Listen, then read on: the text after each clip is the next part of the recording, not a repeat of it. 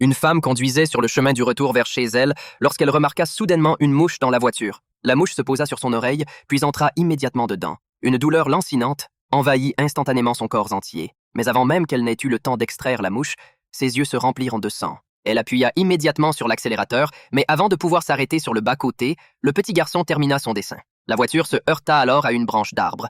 Et à ce moment, la mouche qui était entrée dans son oreille sortit lentement par le trou. Ce qu'elle venait de vivre avait en fait été prédit par le petit garçon devant elle. Et la mouche meurtrière revint à cet instant. Lorsque le père de Jack passa par là, il remarqua aussi le nid de mouche sur le mur de leur maison.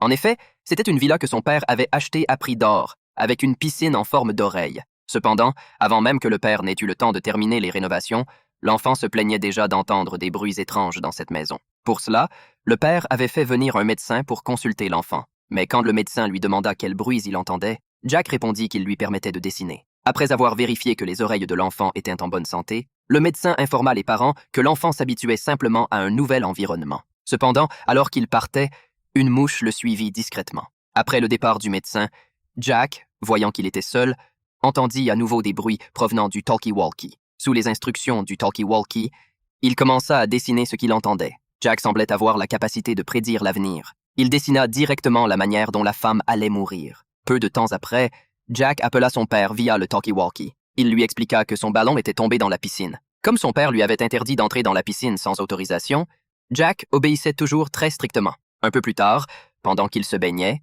Jack posa une question étrange à sa mère. Il affirmait que la grande montagne lui en voulait et qu'il avait entendu son père dire la même chose dans le talkie-walkie. Sa mère, voyant son inquiétude, le consola en lui disant que son père l'aimait beaucoup et qu'il ne pourrait jamais dire une chose pareille. Le soir venu, la grande montagne était en train de regarder